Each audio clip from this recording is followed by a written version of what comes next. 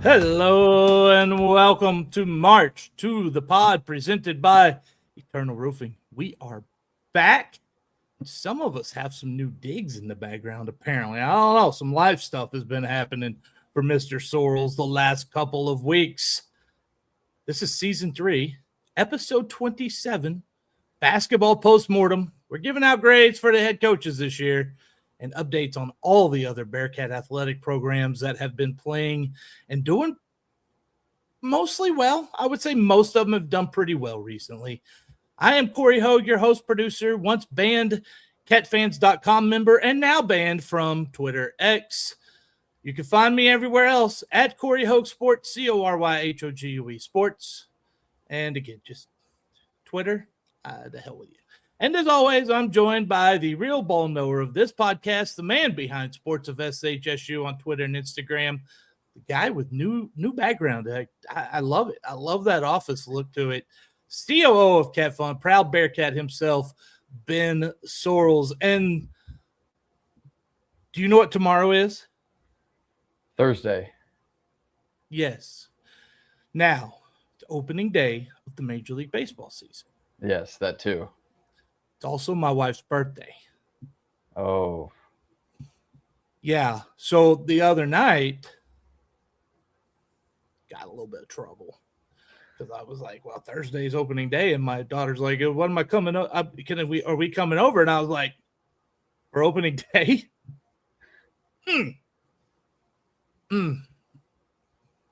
Got in trouble, man. It's all right. It's worth it. Sure. Yeah.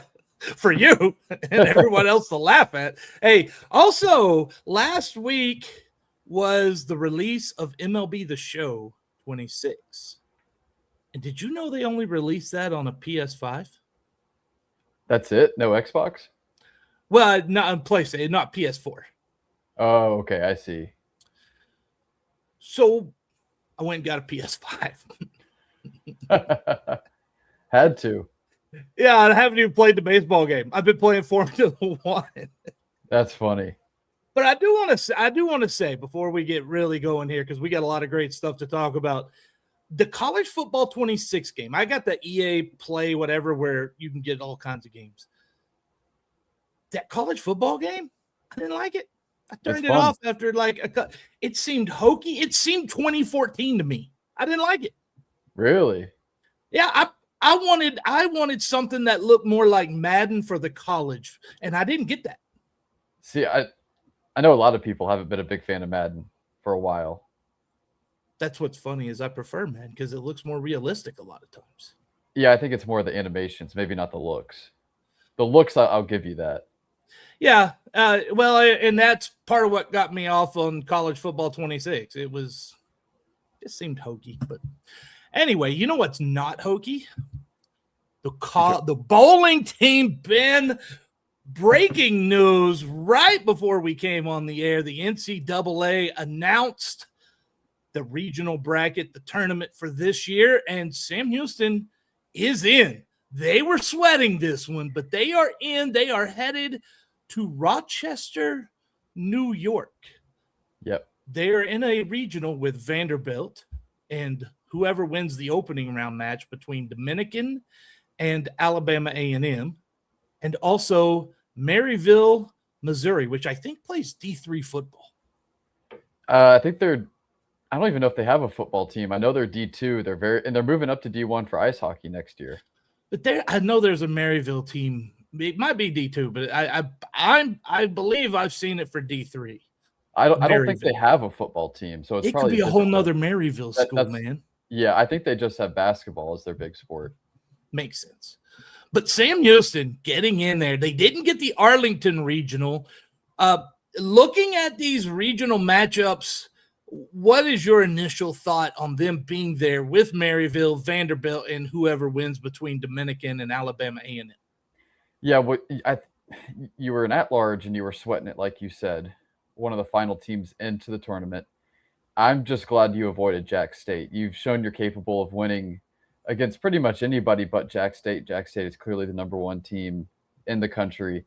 So to be one of the last teams in and to avoid Jack State, I feel like is good, and you're in a pretty good spot.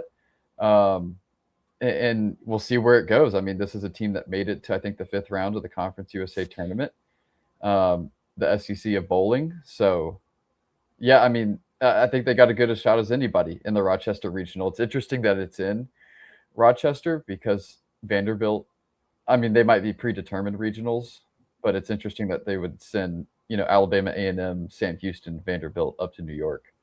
Yeah, they are predetermined. There's one in Arlington, one in Lansing, and one in Pittsburgh to go along with the one in Rochester. And like you said, they did. They made it to round 5 before they lost to Nebraska in the Conference USA tournament. Nebraska is in the Pittsburgh regional. Jack State is the number 1 overall seed in this. They're in the Lansing, Michigan regional, and they've got Youngstown State as well. They're good too, yeah.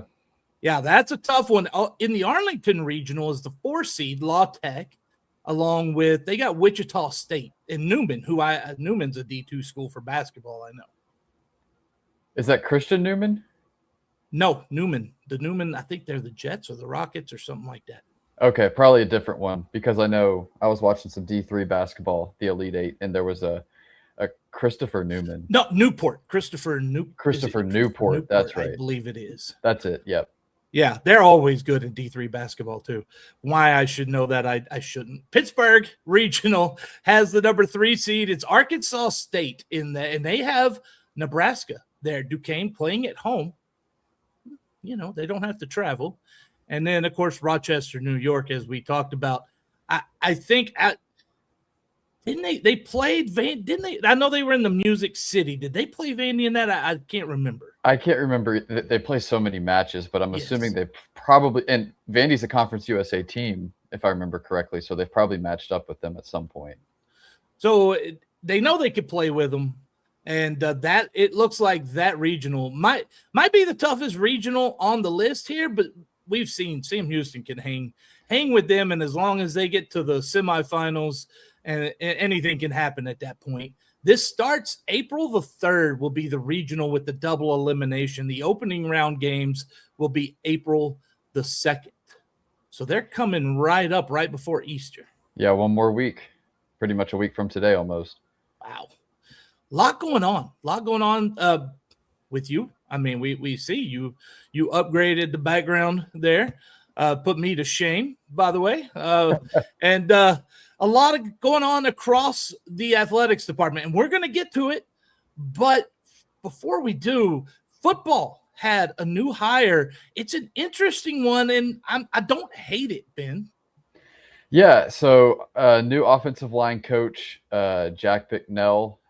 He's actually been on campus from what I've told since about February, but it's now official from what I've been told. Human resources. Yeah, and it's a whole process. But yeah, spring ball started this week. When official, Jack Bicknell, the new O-line coach, was recently at West Virginia with Rich Rod, was let go there. Not too sure why. He was only there for a year. So I thought that was interesting. Don't know all the behind the scenes, but he did work with Phil Longo at both UNC and Wisconsin. So he steps in and knows the system immediately, which I think is a good thing. And it's an O-line group that I'm pretty high on going into this year. So I'm intrigued to see what he can do. I'm just excited to see a new coach that might be pretty good, because last year that O-line was horrendous.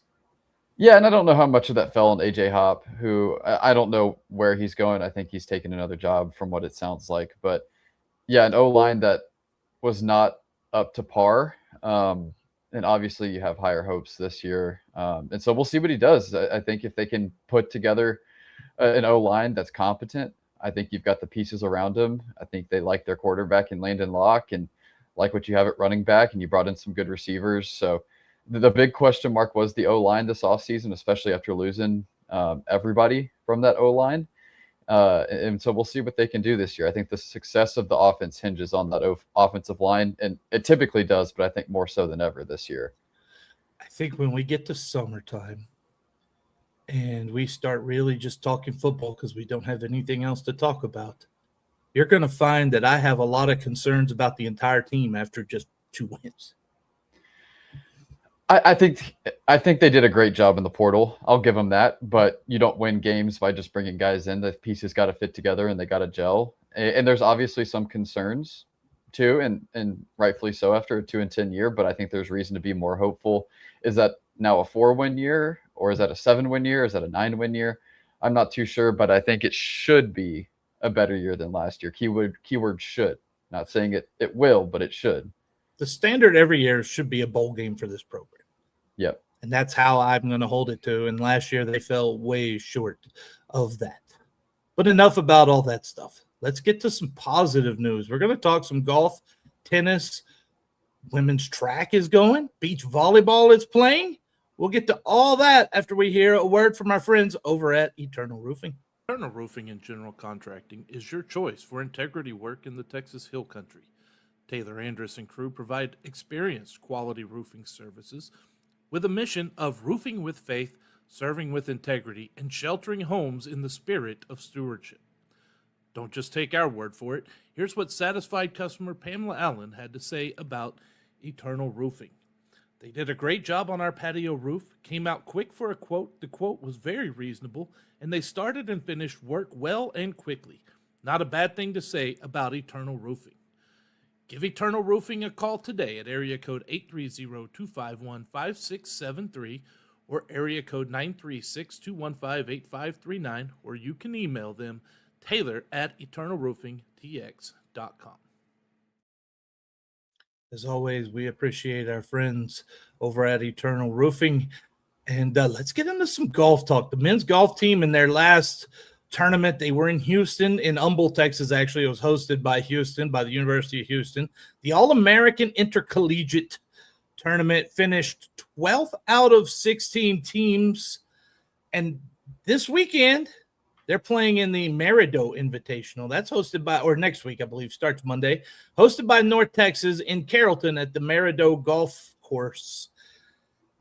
It's what can we read? But it kind of goes the same for the women too, right? Like, what can we read about these tournaments? They're all finishing 10th, 11th, 12th out of 16, but these are some power teams a lot of times they're playing against. Ben? Can you hear me? I hear you. Okay. Yeah, you were breaking up there for a second. Yeah, talking about golf, we knew it would be a rebuilding year for the most part. And we've seen that two extremely, extremely young teams. It's a rebuilding year. I mean, golf won the championship last year in Conference USA. Women won it 2 years ago, and they're still trying to get back to where they were. Alex Malanga has kind of been your star on the men's side, but yeah, it's been a tough go of it so far, and it was kind of to be expected. And I think this year is you kind of just figure out what you have and build off it going forward. Can you read a lot, though, by them being in these tournaments against all these big power teams? Not really. And I don't know if it was this tournament or the one 2 weeks ago. There were a couple other Conference USA teams, and I think you were in second out of 3 that were in there. That was the one. Yeah, it was the one 2 weeks ago. So I feel like they're a middle of the pack Conference USA team right now, which isn't where you want to be. Like I said, it's still a rebuilding year. You just got to continue to grow these young guys. You have a lot of freshmen that are playing a lot for you. And your one returner in Alex Malanga has been really good. I think he's had 2 top 10s the last 2 weeks. And so just got to build around him, continue to move forward, and have these young guys grow. The women's team finished 11th out of 16 at the Betsy Rawls Invitational, hosted by Texas at their university golf course, because it's Texas. They have one. Who? They are headed to Tallahassee on Friday and Saturday. They're playing in the Florida State matchup at the Seminole Legacy golf course. Sounds expensive. It really does. Again, they're playing these, Texas won it, and I know there's a lot of good golf teams that they're facing.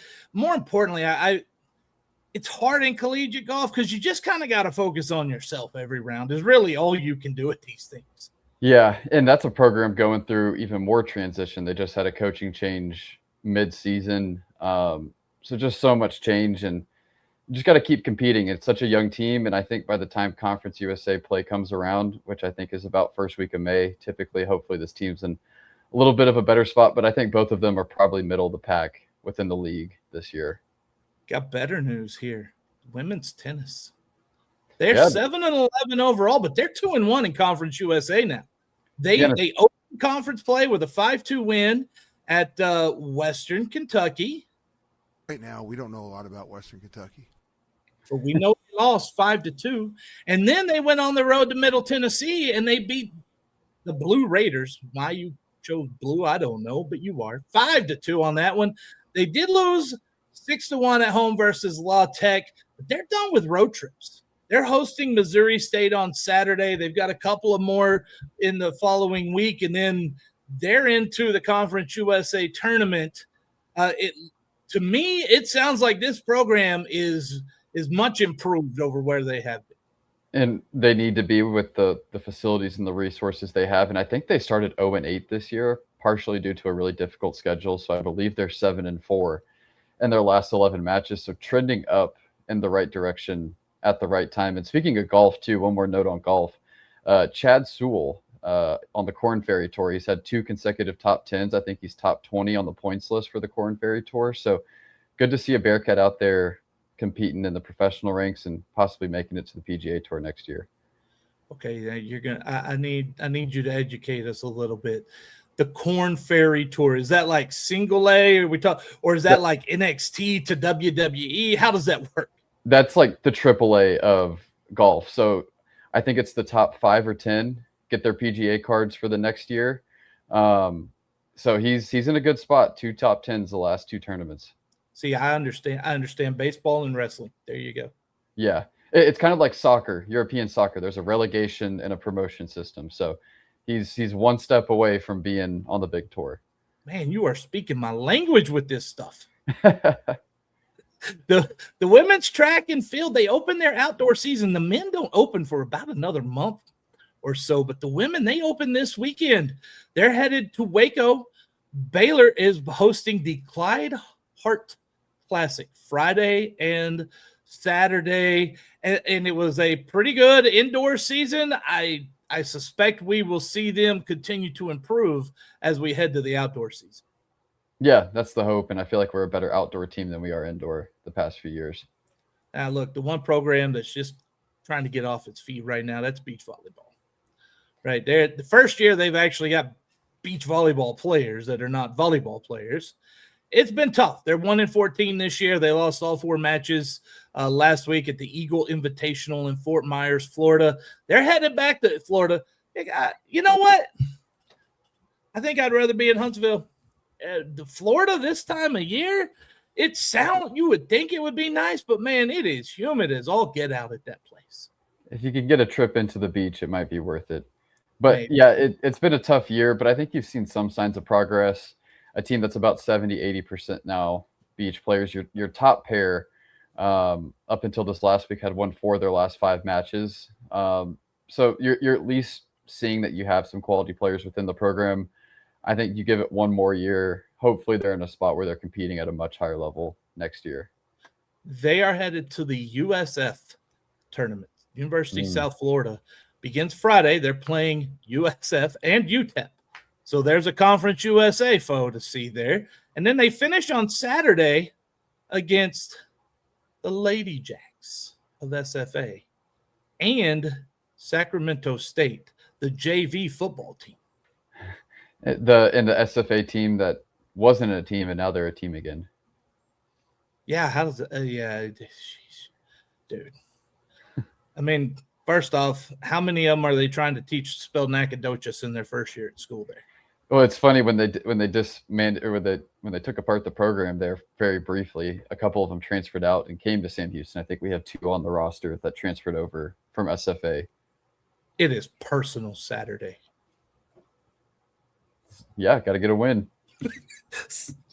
Somehow, right? You gotta beat them. Like they cut the program and then they restart it. You transferred, I would be angry. Oh yes, very. Yeah, that's man. If you're enjoying the show, help us grow by rating us and reviewing on March to the Pod on your favorite podcast platform. Don't forget, subscribe to our Substack page at marchtothepod.substack.com. That's March, the number 2, the pod.substack.com, and find us on Twitter. We're still there. I haven't got us banned from Twitter yet. Yet, keyword. Facebook, Instagram, TikTok, and YouTube by searching at March to the Pod. That's at March, the number 2, the Pod. And we're also proud to be a part of the Conference USA podcast roundtable. They have shows covering all 12 CUSA programs. And it's been a busy time with all these tournaments going on and stuff. Conference USA has had a pretty good winter / start to the spring season, in my opinion. Minus the football scheduling. Dude, listen. Did we ever hit on that? Like, no, I don't think we did. No, because I don't think we had a show since all that jazz went down. Like, how in the world? Now you got me going. Look at you. How in the world do you see a report that the Sun Belt is releasing? They're releasing their schedule on Friday. And so you hustle, and on Thursday night at 7 p.m., you release your conference schedule with La Tech in it. And then Sunbelt releases theirs with La Tech on Friday. The Bulldogs have 20 games next year. It's impressive if they can get it done. But, yeah, it's interesting, and you could tell it was thrown together. It was at 8:45 during the night of the quarterfinals of the basketball tournaments. And there were multiple spelling mistakes. And I think it was Jack State at Middle Tennessee or Jack State at Delaware. They were on the schedule twice one day. So that's interesting. And the whole conference staff is at the tournament, right? They're all in Alabama at Huntsville. And golly, dude, can you imagine how much they were running around like, what? Holy, but and it shouldn't have been that way, honestly. Like, they've had this set. They had it set with La Tech in it. They have to. I sure hope they did. And then I hope they also had one without La Tech in it. That shouldn't have come as a surprise, and you could have already had the release though. Yeah, it was a mess. I can only imagine because that's one of the busiest weeks as it is, the conference basketball tournament. Yeah, there's so much going on. And Darren, when you get to the conference basketball tournament, you've got other conference championships a lot of times around that same time frame. They could have been a little better prepared. They were caught off guard or with their pants down, as if you heard the Twins broadcast the other day, asking if they had seen Brian Buxton with his pants down. Yeah, I heard that. That was funny. We are talking the bat and ball sports, softball, baseball, when we come back after this message from Eternal Roofing. Eternal Roofing only uses the finest materials in the roofing business while providing an exceptional warranty. Why do they use CertainTeed products? Because they complement any appearance, provide exceptional and reliable strength, and are known for their enduring performance. Here's what Shane Sosa had to say about Eternal Roofing. Taylor and his team are amongst the highest level of professionals. They care about their customers and go above and beyond just doing the job. Give Eternal Roofing a call today at area code 830-251-5673 or area code 936-215-8539 or email Taylor at eternalroofingtx.com. So the episode before we did the bracket review, the bracket challenge episode, that was a special Monday, we talked about the baseball program, some concerns about the offense. Then they get swept at home by Jack State. Things have turned around a little bit, Ben. They won 2 or 3 at FIU on the road last weekend, and last night they rallied and took down a solid Texas Arlington squad, 7-5. They are 12-12 overall, 2-4 in Conference USA, which isn't ideal, but it's not horrible considering who you've played. And the other thing about this is, as General Sam pointed out on our Twitter, they have now equaled the number of wins that they had last season, and they've only done it in 24 games, not 60 or whatever it took last year. Yeah, definitely trending in the right direction, back to 500, match your win total from last year of 12, have won 4 of the last 5. Really should be a 5-game winning streak. The one you lost, you gave up a grand slam, a walk-off grand slam in the bottom of the 9th, and that's a game you really let get away from you. But trending in the right direction since Ryan Frandon got back in the lineup. He was kind of the missing piece in the middle of it. And since he's been back, the team has looked a lot better. Have a big series against WKU coming up this weekend. So yeah, we'll see what they do, but you're trending in the right direction.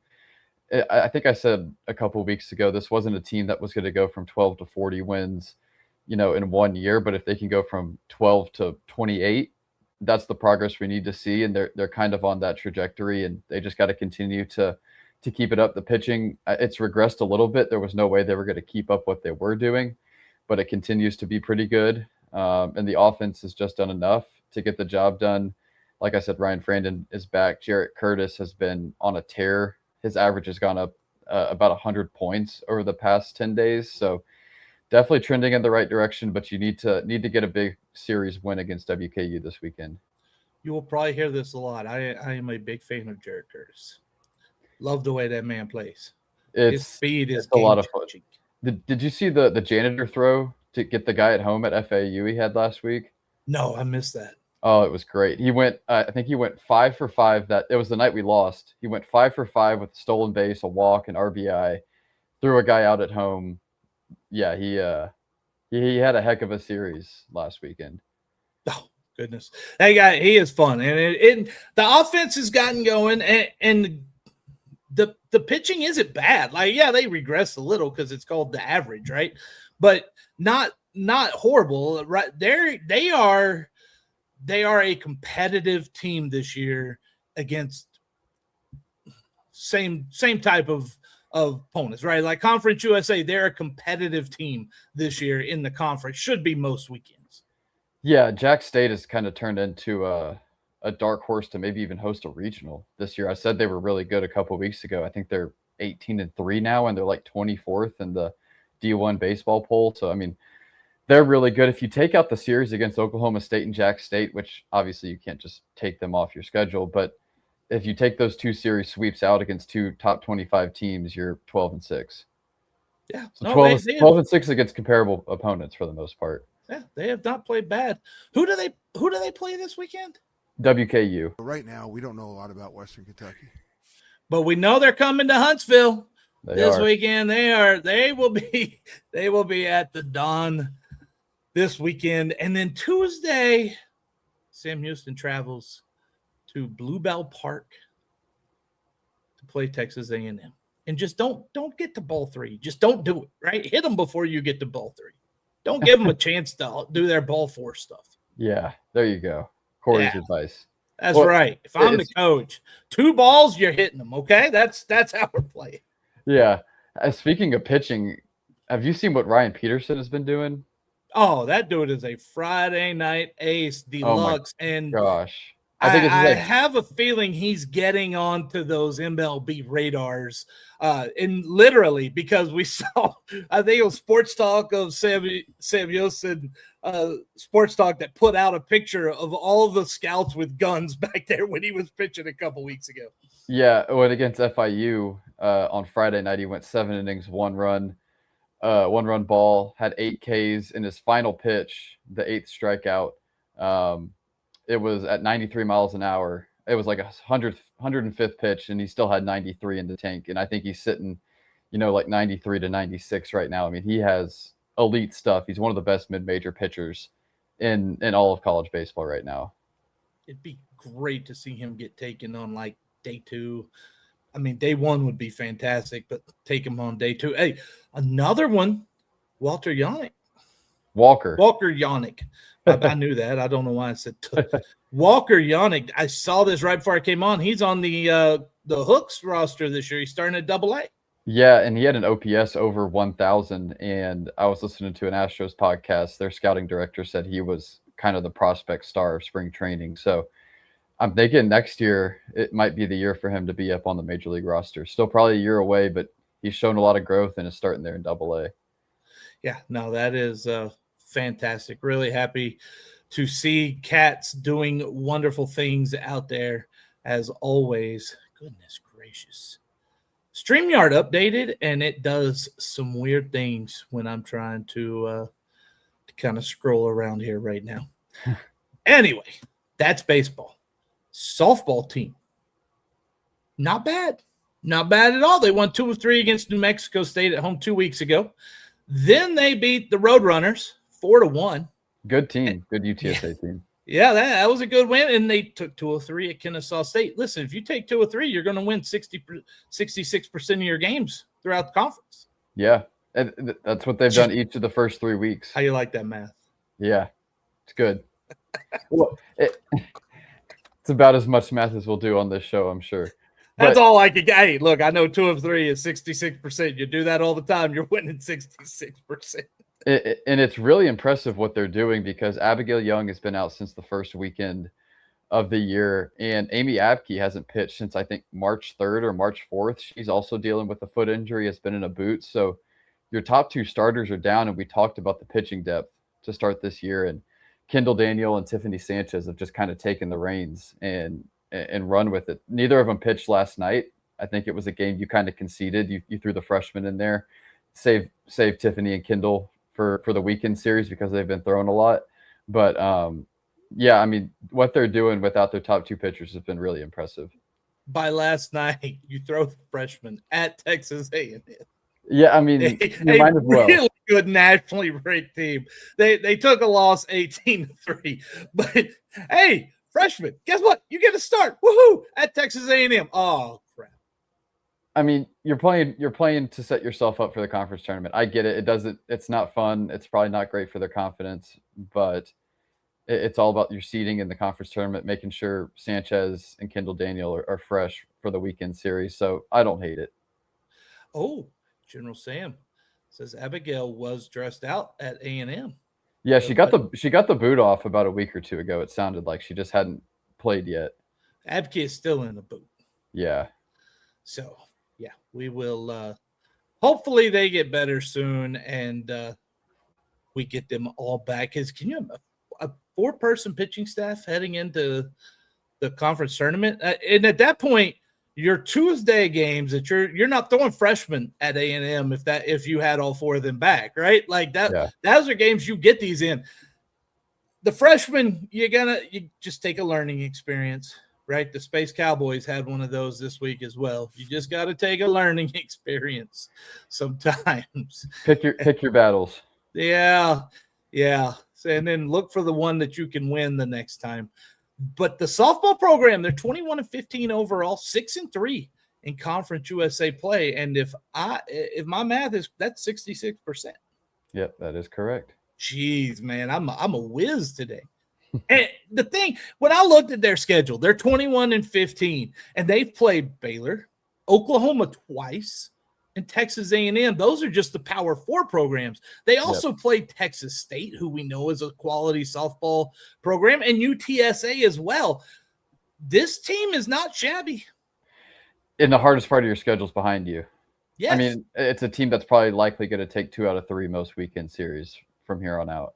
I mean, you might drop a series somewhere, and you might sweep one, but for the most part, I think they go 2 out of 3. Look, that's all I'm looking for now. All I want Phipps. You'll take them because, I mean, there's a couple teams right up there with you at the top of the conference, and it's all about seeding. I would love to see this weekend when they host Middle Tennessee State. A lot of games at home, a lot of stuff at home this weekend. Get out there. Watch the baseball, watch the softball. They're beginning their series on Friday, and it's the week before the Easter weekend, which we know they play their games Thursday, Friday, Saturday, because you know, to avoid the Jesus Day or whatever. Not playing on Sunday. No, that's the Jesus Day I was talking about. Yep. I didn't know I had to clarify Jesus Day. And I can't even have Space Cowboys practice on that day. Like, it truly is just Jesus Day. You're not going to run the Space Cowboys on a Sunday, or you typically are running them on a Sunday. We normally practice 2 to 4 on Sunday, right in the heat of the day, right? And you know what? That kind of helped. Our first game was when it was 100 degrees up here. Our first game was at 3:45, so that was good. Builds character. A lot of for 3rd and 4th graders, they needed the character. Yep. No doubt about it, right? Yep. All right. We are going to come back and hear from Ben with a update on the Cat Fund, what's been going on the last couple of weeks. And then we're getting into the basketball. We got post-mortem grades on the head coaches. How will they grade? Right after we hear this word from our friends at Eternal Roofing. Eternal Roofing is locally owned and dedicated to giving back to the community by supporting local organizations and charities. They are also the winner of Next Door's Neighborhood Faves for 2 consecutive years. And as you know, if you've listened to this podcast, Eternal Roofing is your choice for Christmas lights. They provide premium lights tailored to fit your home, season-long maintenance, and hassle-free removal.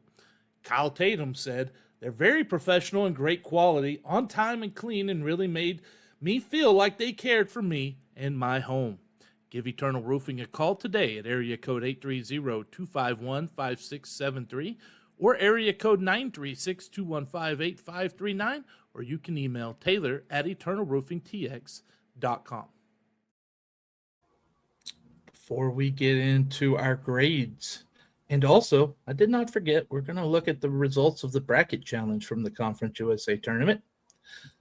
Let's check in with Ben on the Cat Fund. What's been going on, man? Yeah, not too much going on right now. There will be an update sent to everybody kind of on the future of what Cat Fund is. We'll still definitely be here, but it's going to look a little bit different.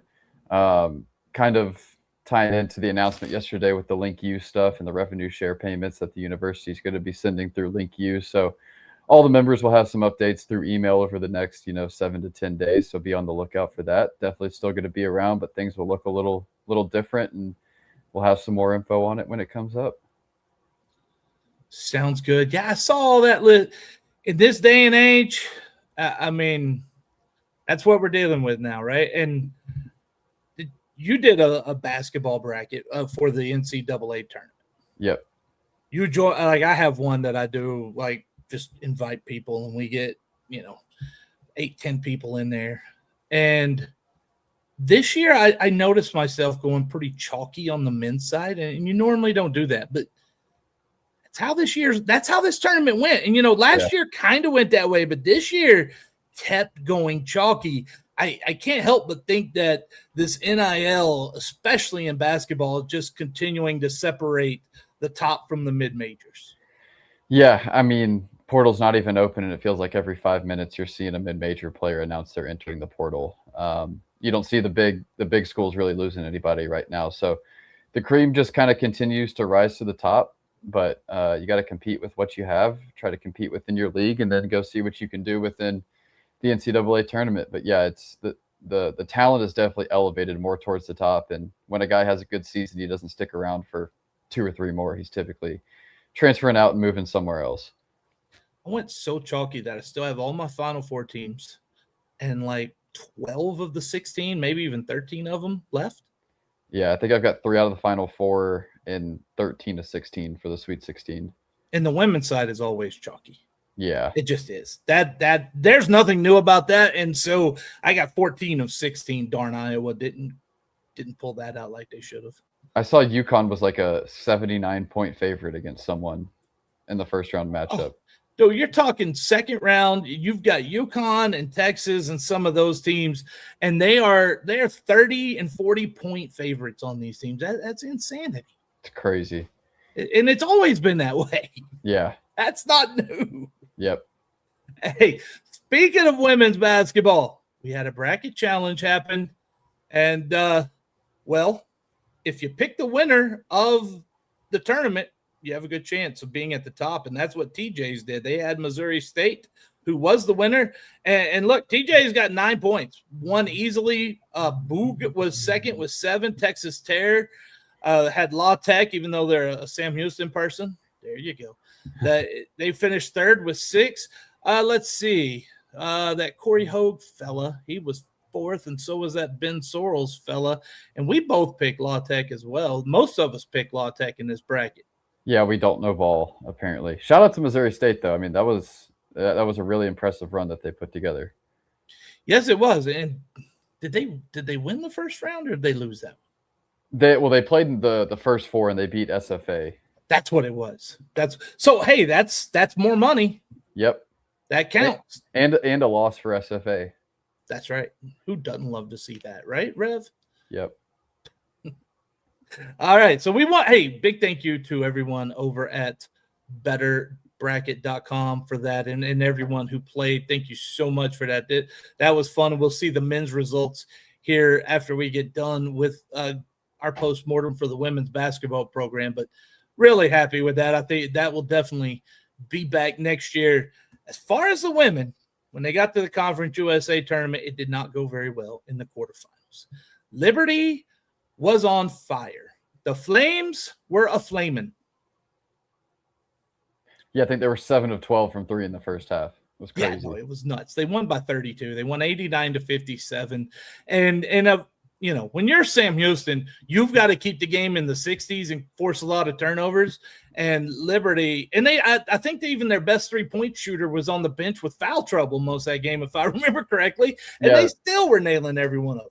Yeah, their Liberty's leading scorer, I think her name was Avery Mills, got 3 fouls within like 8 minutes or something. Didn't play at all really in the first half, and they still just put it on them. It was rough. And you just can't. That team was not built to keep up scoring wise when teams shoot like that against you. Not at all. Some nights there's just nothing you can do. Tip your cap. Yep. But the season wasn't over. They got an invite to the women's NIT. They went up to Portland and they gave them a game. Gave them quite a game. Portland ended up taking it 62-59 in the first round. But I think we started our postmortem looking at the overall record of 18-13, and you put that in comparison with where this basketball program has been the last few years, how big a season this was for Raven Justice. This was like a put up or shut up season for Raven Justice on a lot of levels, and this team put up this year, Ben. Yeah, placed 3rd at the end of the day in Conference USA. You took the step forward that you really wanted to see with the group that you had kept together for a couple of years. Maybe you would have wished the ceiling would have been a little bit higher, but you saw the progression that you had to see, a team that was in the upper third of the league. And so it was good progress, and have a lot of work to do this offseason, losing so many players, but it's a step in the right direction. And you did what you had to do, which was a good sign. It bought some time, but you can't fall from 18-13 back to 8-9 wins next year. No. And like I said, you got a lot of work to do. You pretty much lose your entire starting 5, which had been around for 2 to 3 years, that core that you had stick together. So it's going to be a very big offseason for them. Okay. So what grade are you going to give Raven Justice this year? I'm going to go a B. Obviously, it was a good season. I do wish you could figure out a little more offensively, kind of mold that into your style of incredible defense, and would have wished you would have gotten 1 in the tournament, but you saw the progress that you wanted to see. Just wish there was a little bit more, but it was a good season, so I'm going to give it a B. See, I can't believe this. I'm higher than you on this one. I'm going to go B+. I thought about it. Yeah, I mean, I think what she did was outstanding, and she kept the faith in those players, and those players kept the faith in her too. And that says a lot. Says a lot about the program, how she's built. It says a lot about the culture of the program. 18-13 was far beyond what I expected. 3rd in Conference USA, far beyond what I expected. And to make the women's NIT, has the program even made it there before? Yeah, they made it in, I think it was 2013, and they won a game too that year. I think it was 2013, sometime in the early 2010s. And man, you had a 3 go halfway down and out that would have won it for you there towards in the final second. So it was a crushing loss at Portland. They really had a shot to win that one. Yeah, I thought it was a fantastic season, and so congrats to Coach Justice and the Bearcats, the Lady Bearcats, whatever you call them. I just say congratulations. Now, the men's side. This is going to be interesting. We're going to talk about a lot of stuff. But before we get into the Bearcats team, we're going to look at this bracket challenge results. And we had a lot more participants on the men's side. And the Owls surprisingly picked Kennesaw State to win the whole thing. And I'll be darned, they did. And that championship win was the difference in the whole challenge. So they won with 7 points. Boog had Sam Houston, had 6. That's pretty good. Cole's picks had Missouri State, finished tied for 2nd. Tied for 4th, a whole lot of people, including Ben Sorrells, had 5 points. Let's see. Gabe, my son, had 3 points, finished it. Where is Cory at? Oh, I'm down there too. 3 points. Woohoo! Look at that. The best part, though, I wasn't last this year, so that's about all I can really offer. There you go. Moving in the right direction. A lot of people in there. It is a lot of people. And really, let's be honest, every year with every bracket challenge, my goal is just not to be last. You did it. I did it. And I think I'm going to do it with the men's and women's this year, too, because right now I'm in 1st in the women's and 2nd in the men's. So, long way to go. Yeah. Long way to go. Yeah, I know there's still 4 days, 2 weekends left of all this. Yeah. Way too long left to go. But back to our postmortem on the Bearcats. They won a game in the conference tournament. They got to the semifinals, and listen, they lost Po' Boy King with his back flared up again right before that. He was out. I think it really came from there was a layup that he hit with about 3 or 4 minutes left against New Mexico State. And I don't know how it wasn't a foul, but he got hit into like the stanchion of the goal, and he just couldn't go the rest of that game, and then couldn't go the next or 2 days later against Kennesaw. They put up a battle though. They were down to 7 players. 3 of them true freshmen, 7 players total. I mean, and they led for most of that game too. They did. I thought they were going to pull that out. It just didn't happen. But hey, credit to Kennesaw State. They not only won that game, they took the championship game as well. They made and then they made a little run in the tournament there a little bit, right? Like they played really well, and I do like their coach. I like how their coach is. He was in the mix at USF, but Chris Mack got that job. Some people at Kennesaw were worried about that, and he's a great coach. I mean, they are as long and athletic as it comes in this league and in mid-major basketball, and there's a reason they were picked 2nd in the preseason poll, and really good team. Really, really good team. Oh, yeah. Yeah, really good. And they'll be back next year if he's still there coaching them. But as for the Bearcats, season wasn't over after the Conference USA tournament. They also received an at-large bid to the NIT, and they went to New Mexico. They took a loss. Listen, you took 7 players into New Mexico, right? At some point, it catches up to you, and it caught up to them in the first round of the NIT. But you cannot pin that on anyone within that program. You can't do anything about the injuries. At the end of the day, this team finished 22-12 and 2nd in Conference USA in the regular season. And if they'd have won the semifinals, they might have won that championship game too.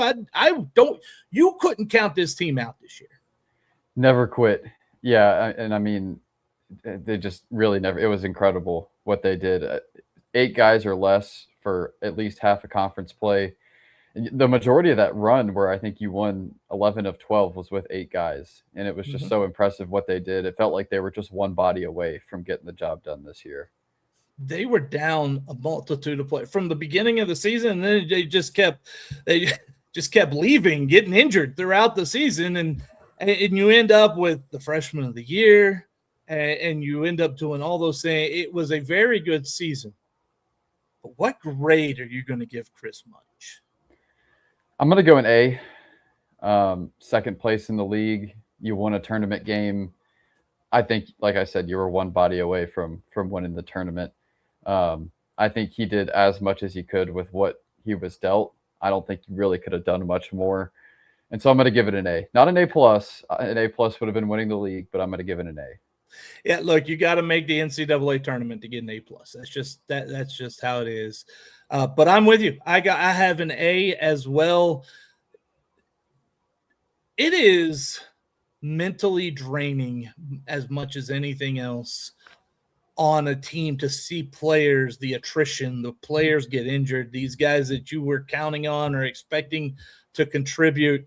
And it's a mental battle for not just the players, but also for the coaching staff, and also for the head coach. Right. And they never let that affect him. Not at all. That is what impresses me about Coach Mudge. He didn't lose the team. He kept that team, and they got better. Like he was like, hey, the world's against us. Guess what? Buy in. Let's go. Yeah. Started 1-3 in conference play, continued to lose guys, and just continued to get better really up until that semifinal game in the last week of the season when you were down to 7 players. So Chris Mudge gets an A from both of us. Raven Justice gets a B from Ben and a B+ from me. That sounds like a pretty good year of basketball for the Cats. It was a great year to build off of. Hopefully the women can keep it going. Obviously they've got, as of now, probably a little bit more of a retool to do. The men can return the majority of their team. Obviously there is the portal, and we'll see what happens there. But yeah, it was definitely a step in the right direction for both programs after a tough season the year before. Not just the portal, the coaching portal as well. Gotta keep Mudge. Yeah, I think we're okay, but with the way the dominoes continue to move, you never know what things look like. Because there could be, I still think there could be some movement here after the NCAA. Shoot, North Carolina got rid of Hubert. Yeah, there, and you don't know who fills there, and Kansas, the dominoes, man. Kansas, you never know, might come open. NC State's about to come open, it looks like, and then who fills NC State, and then who fills the job that the NC State guy comes from. So there's just so many dominoes. So I know we're at the end of the show, so we're just going to riff for a minute here about some of this that you just mentioned. I am currently reading a book. I know that's surprising to a lot of you out there that I can read, but it's a book called Hot Dog Money. And if you have Kindle Unlimited, it is on Kindle Unlimited right now. It's called Hot Dog Money. It is the story, the inside story of all that investigation about the scandal and the fraud and the bribery and all that stuff that went down with college basketball right around 2020 that involved the coach coach of LSU at the time, right? Guess who he might be coach of again?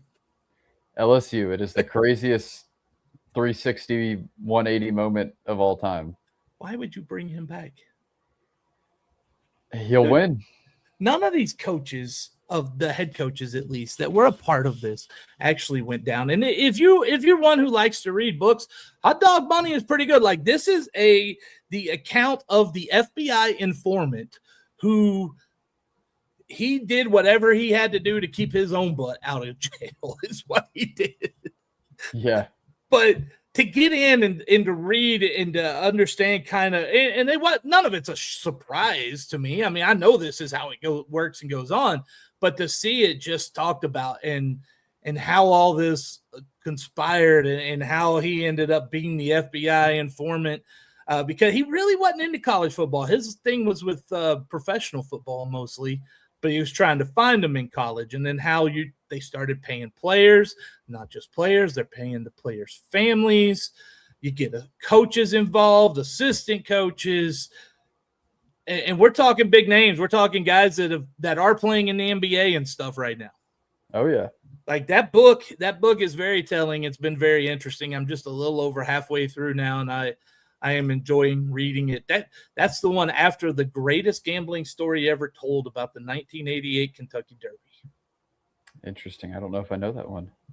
Winning Colors won, but the book is just got me. And I love things like that. Like, I love those books that are like the Hot Dog Money and the gambling, the Kentucky Derby one. But the greatest gambling story ever told is it includes the cartels in Mexico, the casino, and three people who placed a bet. And once they figured out the cartels had already offed the guy who was ratting them out in the paper, how they're going to get their money and how they went about doing all that stuff. Horse racing is no joke. No. We're talking 1988, man. So under the table and all that stuff. Oh, yeah. Yeah, that was a really good one as well. But that Will Wade thing, going back to LSU, And they're about to. They hired Heath Schroyer. Is that right? Or they're about to? Yeah, they're in the process of doing it. What are they doing? Yeah, the commissioner of the Southland, right? I'm not going there. I like Chris Grant. But what is LSU really? They're that desperate to try to win in men's basketball? I guess so. And if it's that way with men, the baseball program, they might want to figure that out first. Yeah, a little bit of a down year.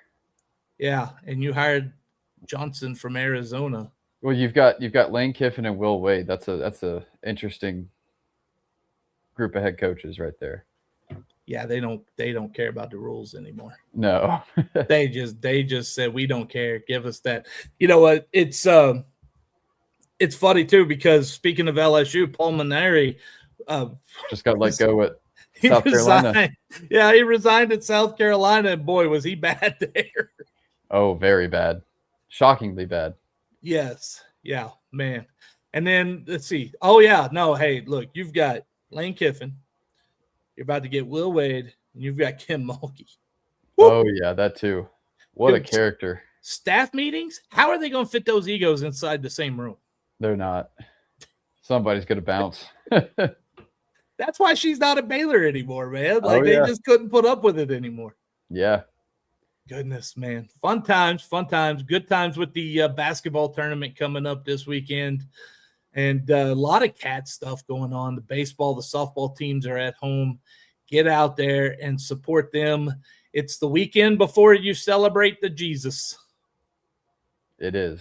That's what I call it, the Jesus. Put your own little spin on it. That's right. Why not? Maybe StreamYard will have some Easter stuff for us next week to put out. Like, here's a Boxing Day. Oh, yeah. Boxing? Yeah. It's like the day after Christmas in Canada. In the UK. Oh, yeah, UK. That's right. And the thing, what I know about Boxing Day isn't, I just know it means a lot of soccer. Yeah. I'm that sports-minded.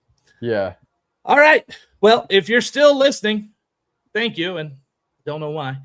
Hope you enjoyed the show. We appreciate you tuning in, and we'll be back.